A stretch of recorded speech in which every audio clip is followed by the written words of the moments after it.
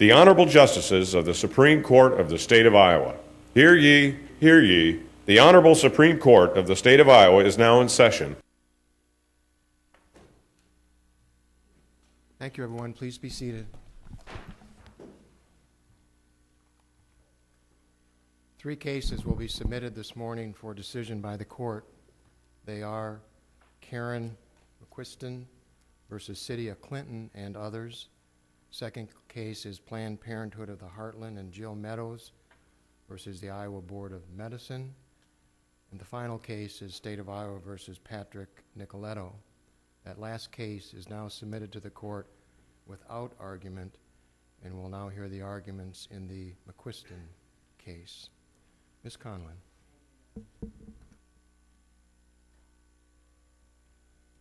May it please the court. Our position is that that pregnancy is a temporary disability that is entitled to be accommodated.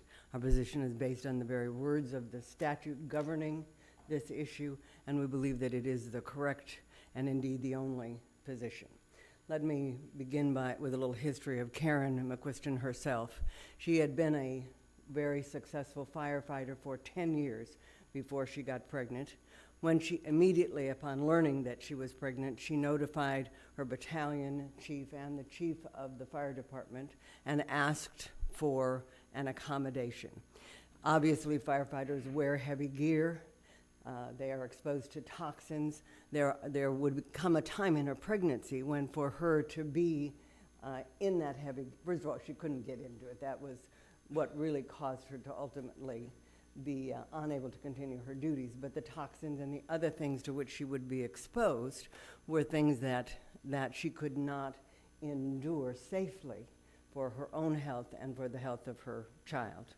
She worked several months, probably beyond what she should have worked, because the chief and the city attorney and the city manager said, no, you may not have any kind of temporary accommodation.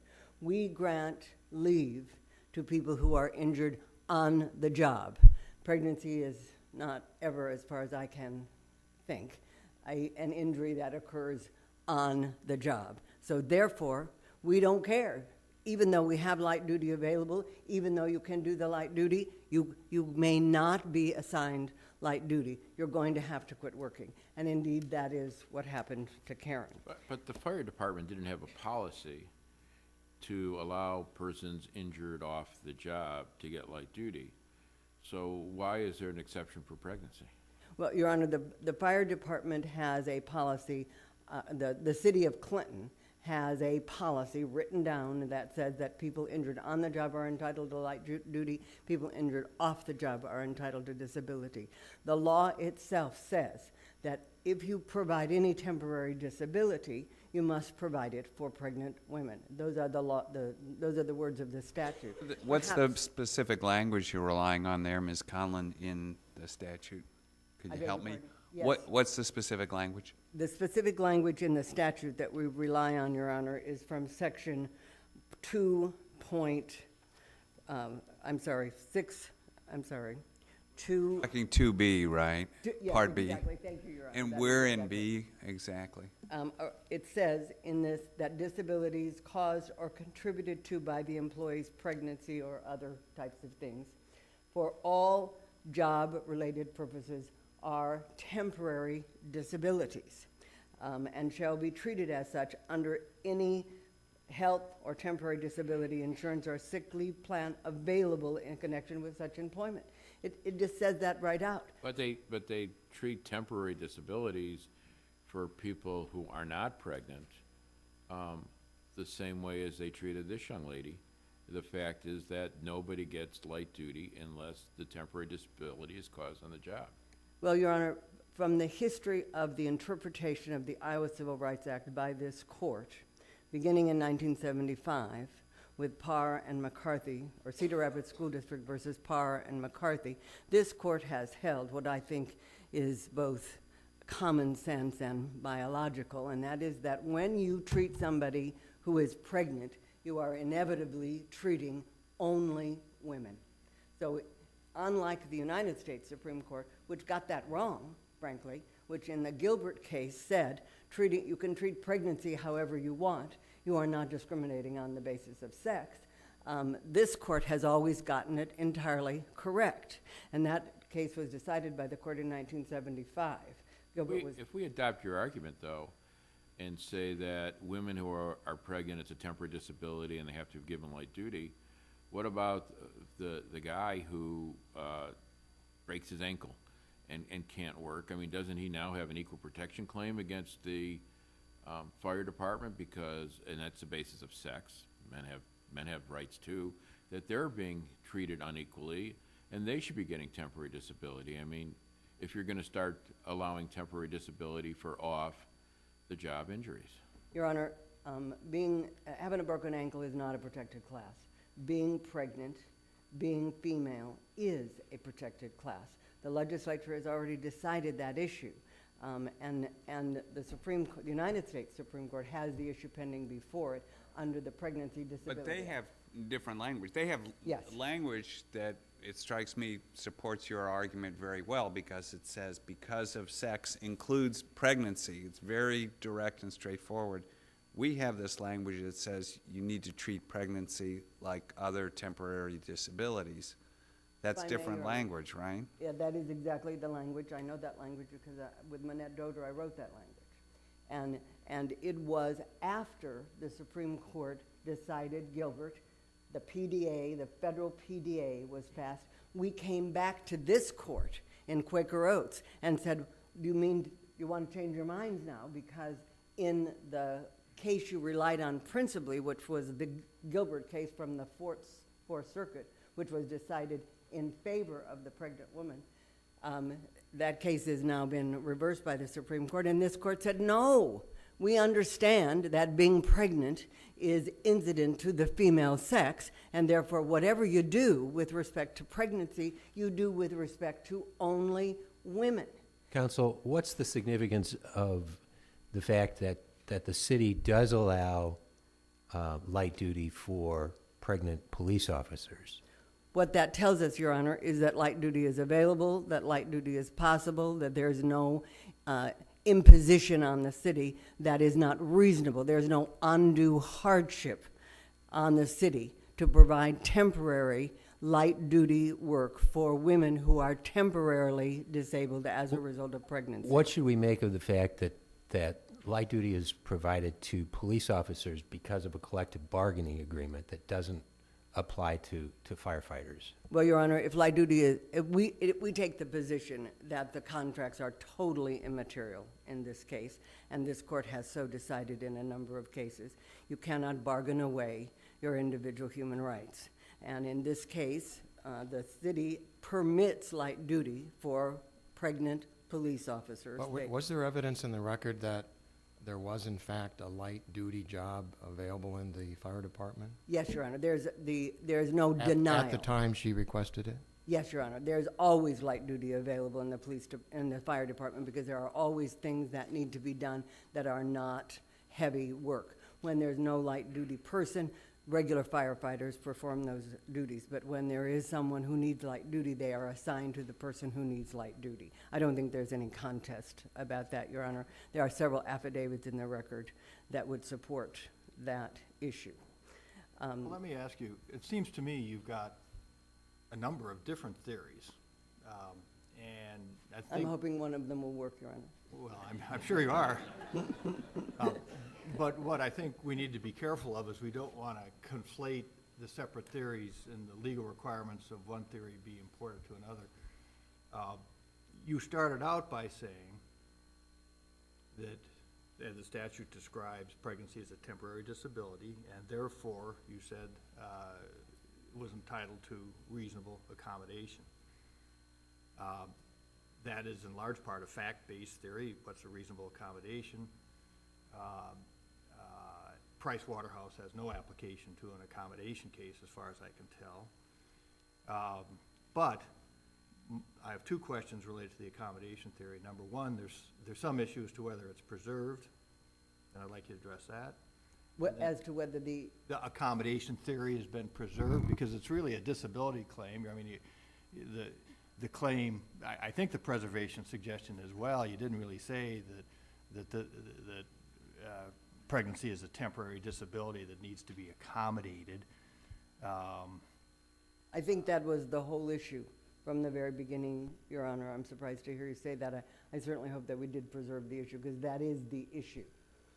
And then the second question is, what do you get out of the statute? I mean, it says, we're focusing on 2B for now at least. Yes. Clearly, it says pregnancy is a temporary disability.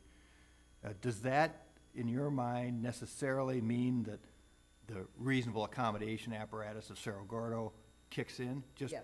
by that sentence? I think so, Your Honor, because again, only women can get pregnant. You cannot deny benefits to women on the basis of their sex that are available to other employees. That's against the law. And this statute treats pregnancy as a temporary disability, therefore entitled to a reasonable accommodation. And that means that women who are pregnant get light duty if that's available to any person. And the source of the disability, how the person got disabled, is not treated anywhere in this statute.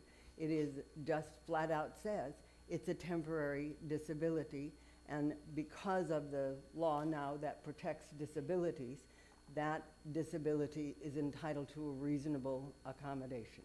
That is the crux of our argument. Well, it seems to me like the underlying statute really doesn't apply to necessarily this type of light duty work. It really applies to making sure that women who are pregnant are entitled to whatever type of benefits that are available to any other person under temporary disability, which would include temporary disability plans, insurance plans, sick leave plans, accrual of benefits. That really, to me, seems to be the core of the underlying purpose of the statute, not necessarily that you have to create a new level of protection with this light duty work. And I'd like you to respond to that. Thank you, Your Honor, and I will do so. It's not a new level of protection. In 1987, the Supreme Court of the United States of America said pregnant women may be treated more favorably because pregnancy is only incident to being female. And when that happened, the legislators in the state of Iowa decided to move forward with a law long in planning that permitted women to have 8 weeks of pregnancy leave if it was otherwise unavailable, and which also said any disability plan, any temporary disability plan must cover pregnancy. This is the other side of the coin from Quaker Oats. This is the other side of the coin from the mandatory pregnancy leave that was imposed on women in the Parr and McCarthy case. This is mandatory leave. This is when this woman became unable to fit into her safety equipment, she was placed on mandatory leave. It's exactly the same thing, only the other side of the coin. It's mandatory pregnancy leave if you can't do the job, the total job that you are assigned. Well, it's sort of mandatory from that standpoint, but that's why you have accumulated sick leave. You may have, she's entitled to have any type of leave. Of course, that's what the statute really provides for. And what she is being provided seems to me to be very, very similar to what the statute demands. I don't think so, Your Honor, because she was not provided with light duty, and light duty is a part of the plan of the city of Clinton for its women police officers and for its firefighters injured on the job. It's part of their plan of disability. Aren't you writing out the last phrase? Writing out the last phrase of the statute, which says, "on the same terms and conditions as they are applied to other temporary disabilities." Well, how is she not treated under the same terms and conditions as they're applied to other temporary disabilities in the firefighter bargaining unit? Well, and the bargaining unit's a separate issue, but yeah, that's disturbing, and we'll talk about that later. But tell me how she isn't treated the same. Well, she's not treated the same because the terms and conditions don't mean where did the injury come from. They mean how much light duty or how much insurance or how many benefits. It doesn't mean where did the injury come from. It means what treatments are available. That's what I think that clearly is meant to imply. But counsel, doesn't it make a difference whether you're injured on the job or off the job financially to the city? Because an on-the-job injury, they owe workers' compensation benefits, which they can then have the trade-off of putting her on light duty to lower the financial burden on the taxpayers. Well, Your Honor, that is certainly one of the arguments that the city makes, to which I say, what financial burden? There's absolutely nothing in this record that says there is any financial burden. There's nothing on which you can rely. There are 4 things that the light duty policy says, but there's no proof. And I have come to learn a lot about workers' compensation, and I can tell you that the relationship between the insurance rates and the injuries is very tenuous indeed. Your brief doesn't mention the pending case with the U.S. Supreme Court, Young versus UPS. We have the pregnant UPS driver. Will the decision on that case provide guidance for us? Well, I don't, certainly if it's favorable, we hope so. But if it's not, we believe that the court can distinguish that case because it's just a clearly different statute. We didn't need to change our statute because you already understood what seems quite clear to me, which is that only women get pregnant, and when you treat people who are pregnant, you're treating only women. And you must treat them fairly. Thank you, Ms. Conlin. Ms. Sueppel. Thank you, Your Honors. Counsel. I think to get back to Justice Waterman's point, the situation in Young versus the UPS is a little bit different because in that case, they did allow people who had off-the-job injuries to work if their DOT license was revoked for some reason I don't understand, but they had 3 categories. First of all, the city's policy is very clear. Well, first of all, the city of Clinton employs a lot more people than firefighters and police officers. It's got library staff, it's got clerks of court, it's got zoning inspectors, it's got sanitation workers, and this the plaintiff has pointed out 2 people out of that whole city who have been allowed to work light duty due to their non-work-related condition. So what does the record show in terms of burden to the city? I think it's clear under her accommodation theory that I want to explore with you a little bit, but under an accommodation theory, there's an argument that she was entitled to light duty, but not if it creates an undue burden on the city. And there's a lot of case law that talks about undue burden. She claims that there's nothing in the record talking about undue burden. What's your view of the status of the record? Well, the workers' compensation of which... Just what's in, I'm sorry to interrupt you, but I want to know what's in the record to show that accommodation of this worker would cause an undue burden on the city under the undue burden doctrine. Well, because if you're going to grant it to someone who's pregnant who has a non-work condition, then you're going to have a lot of other people saying, who also have protected disabilities, such as a diabetic who can no longer work because they're blind. So then you're going to be bringing a lot more people in, and workers' compensation insurance rates are affected based on the amount of disability paid under the policy. And do correct me if I'm wrong on facts or the law, but in order to show an undue burden in the accommodation context, it's fact specific. And ordinarily, we require an employer to come in and say, well, we just can't afford this kind of accommodation because we only have 3 employees and ... and all this kind of stuff. And there are hundreds of cases, very fact specific, dealing with the question of undue burden. And if the record is devoid of any specific evidence here, I mean, it's fact specific for this job. If the record is devoid of any evidence, doesn't that leave you with a difficulty if we accept the accommodation theory? And that's where, with all due respect, I think that's putting the cart before the horse, because we do not believe that the accommodation theory applies. This court has never applied that. Well, but of course, the statute says that pregnancy is a temporary disability. What does that mean to you? Temporary disability is not covered under the Disability Act.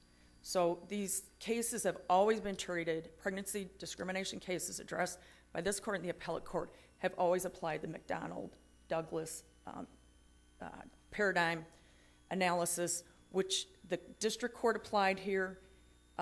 He rephrased it so that we were talking about light duty. And the other thing is light duty is held aside in the fire department for those persons who are injured on the job. And if you have someone who's already filling that for months and you have someone else that has an on-the-job, another firefighter who has on-the-job injury, what are they going to do? And that's the policy of the city is very clear. It's facially neutral. It applies to every single employee of the city who has a non-work-related injury or condition. But you said earlier there were examples of two people who did it, and were they both police personnel? They are both police officers, and it's very clear from the record. And they were required under the contract, under their collective bargaining, to provide that. Do I have that right? That is correct, Your Honor. Well, the statute says, under the same terms and conditions as applied to other temporary disabilities, it doesn't say same terms and condition in the same bargaining unit. I mean, you have one employer here, so on what basis can you discriminate against one bargaining unit and another bargaining unit when the city does provide that and, in fact, contractually required to apply that to a significant number of employees? And I don't think it discriminates against anybody. It provides the police officers with some rights that are in addition. It says that in the policy, if there's any collective bargaining agreement whose terms contradict the bargaining unit terms apply. My question is, what language in this statute allows you to discriminate against bargaining units under this statute? That's what I'm trying to figure out. And I don't think it discriminates against any bargaining unit. There's no other evidence in the record that certainly, counsel would have alerted us to other people who have been given rights that go beyond the city's overall neutral policy. And I've cited cases that indicate that the rights under a union contract can affect what an individual's rights are under the civil rights statute. And I think the Mercer case cited in my brief is especially relevant on that point. The other thing I'd like... Counsel, we certainly treat all disabilities the same, do we not? So, my point is that, do you deny whether or not pregnancy is a disability protected under the Act?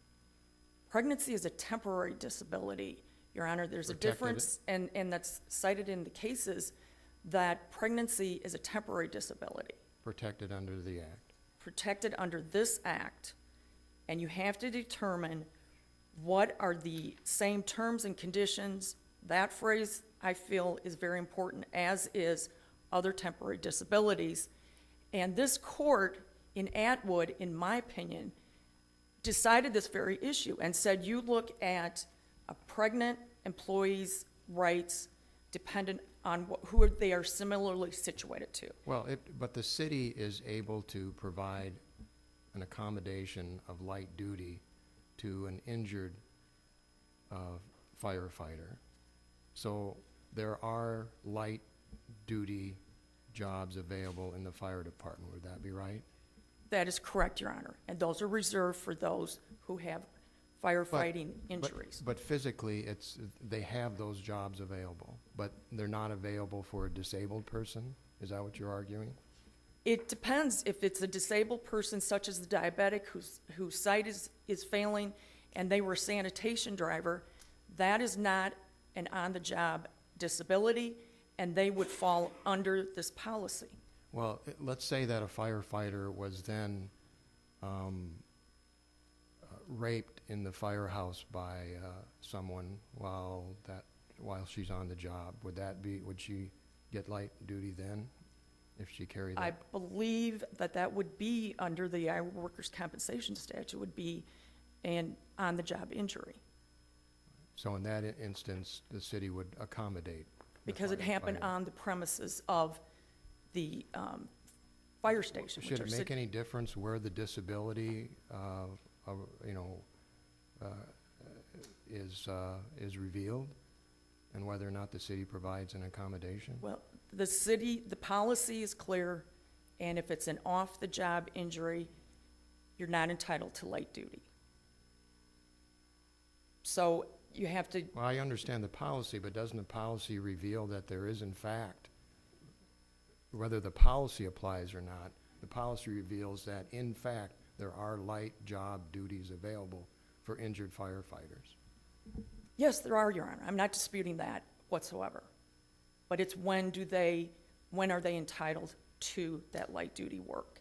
Is it fair to say that the city treats all people injured on the job the same and treats people injured off the job or who have a temporary disability arising off the job the same? Yes, Except for the police officers? except you for the get- police officers, and All right. they got that into their contract. And the federal cases have stated, as Atwood did, you compare a pregnant employee to those what rights are those who have off-the-job injuries treated to. I understand that Atwood was decided before the Iowa Pregnancy Discrimination Act was modified. But when you look at the language in Atwood, when the court decided you compare the pregnant employee to those who have non-work-related injuries, the language at page 12 of my brief shows that the language applied by the court back then is very similar to our pregnancy discrimination statute. I think you make a nice point on Atwood, but what do you make of the Latham matter? Obviously, this is an administrative proceeding, but the Civil Rights Commission, at least Iowa Civil Rights Commission, as I read that case, at least takes the position that pregnancy is a temporary disability that is entitled to accommodation under the ordinary accommodation framework. And thank you for bringing that up, Your Honor, because first of all, the regulation that the Civil Rights Commission enacted is basically just a restatement of our statute, which our statute, and so. The decision in the case, the decision in Latham, I mean, it's relatively brief, but it's very clear, I think, that the Civil Rights Commission at least adopts Ms. Conlin's view that pregnancy entitles you to reasonable accommodation. And I understand you don't take that view. No. And you cite Atwood and other authority in your brief. Right. But the Civil Rights Commission sees thousands of cases of discrimination. Do we give any deference under the Renda theory to the Civil Rights Commission ruling in Latham, or do we not give deference to it? How does it play in, I guess, is what I'm asking. I think it's the most recent authority, albeit not authority of this court.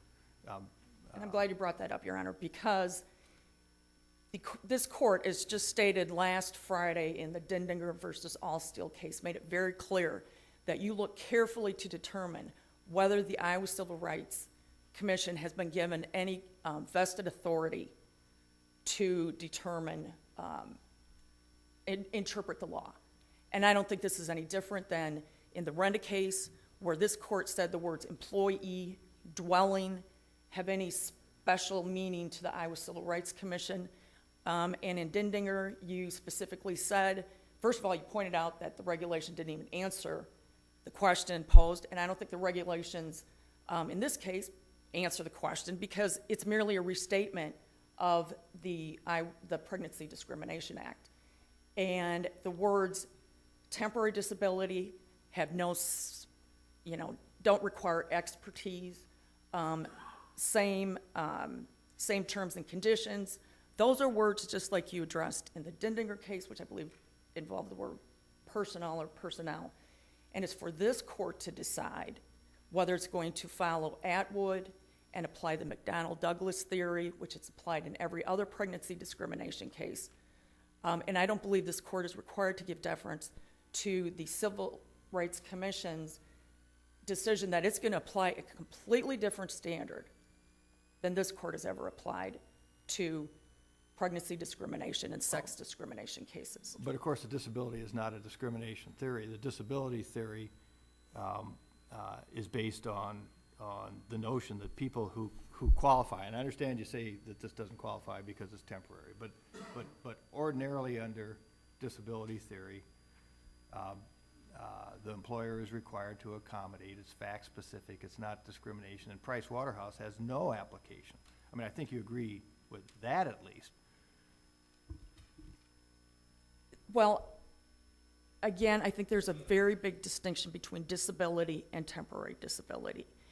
And there's no court that I should not say there's no court, but the cases that I read, first of all, indicated that there's a difference between pregnancy as a disability, temporary disability, and regular disability. And if this is a disability and it applies, the other thing is that plaintiffs in their briefs have put the word any and all in places that it doesn't belong. And it's for this court to decide what's meant by temporary disability.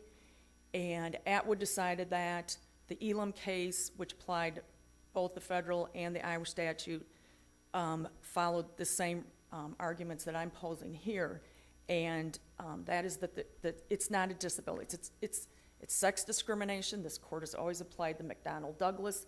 We feel the district court properly applied that and found that because the plaintiff is not disabled due to a work injury, she had the city's policy applied to her just like it's applied to every other employee but for 2 police officers. Counsel, with our chief's permission, before you step away, could you address your opposing counsel's point that the record doesn't support the argument that the city saves workers' compensation costs by providing light duty to those injured on the job? Well, it does, Your Honor, because the cost of premiums, for several reasons, the cost of premiums are dependent on how many people are paid work comp. When you have someone that's on light duty, even if they can't work full-time, they are paid less in workers' compensation benefits because they're able to work people come back for a couple of hours a day. So it does, and it's also beneficial to have employees working while they're rehabilitated. Thank you. Thank you as well, counsel. Ms. Conlin, rebuttal argument? In the Goodpasture case decided by this court not very long ago, the court held that any state court decision that adopts a narrow construction of Title VII by the United States Supreme Court without confronting the requirement in Iowa law that the Iowa Civil Rights Act be interpreted broadly misses an essential difference in state and federal civil rights law. It is in Iowa law. It's not in federal law. What do you do with Atwood? Atwood doesn't apply at all, Your Honor. Atwood was decided under the PDA, under the federal PDA, even though it came up at, the disability involved was in 1982. It reached this court in 1992 after the PDA had been adopted by the federal law. It arose, but after our law was rewritten. Now, it wasn't amended. There was nothing in our law that needed to be amended after Gilbert. You had already decided the issue.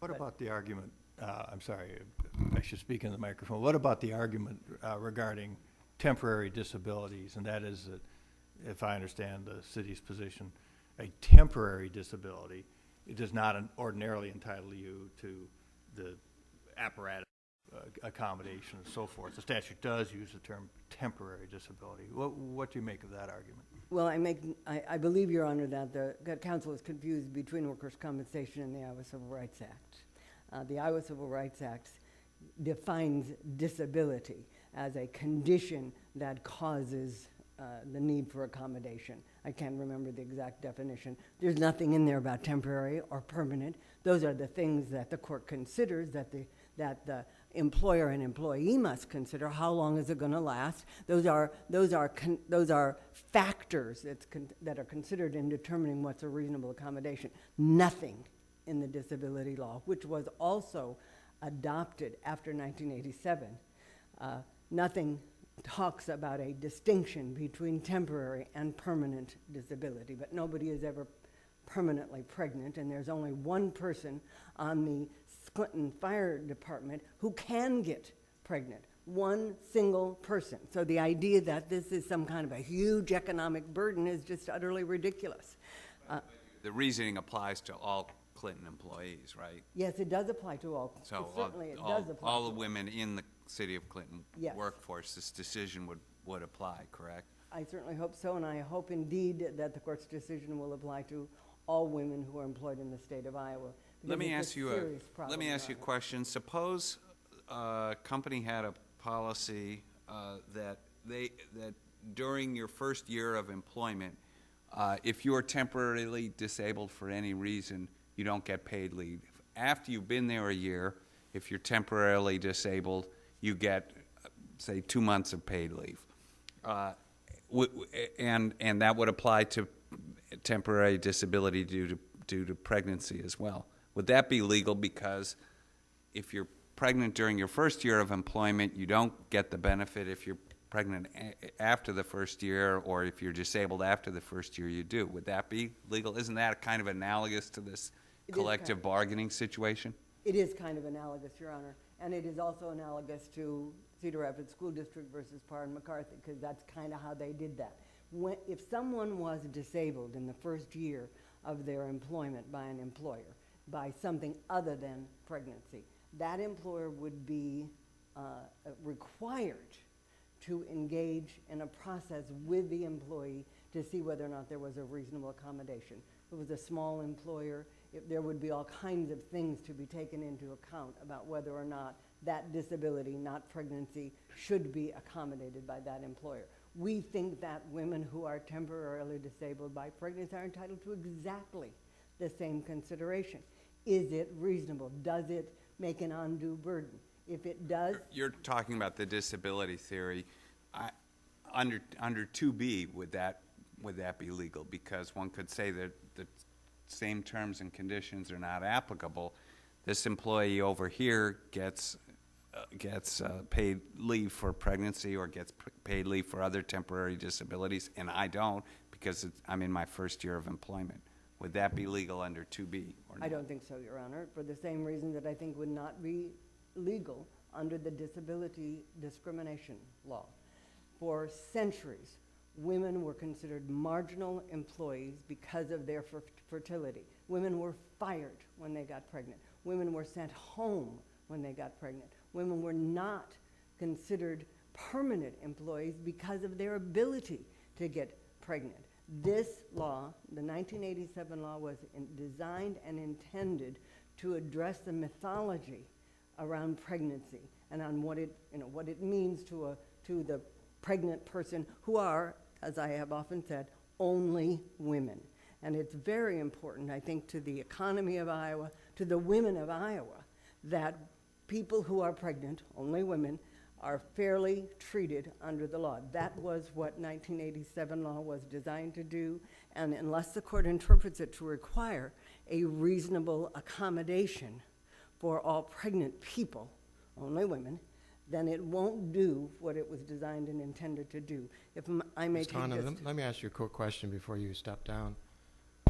As to the scope of this decision, it would apply under your theory to all city or government employees.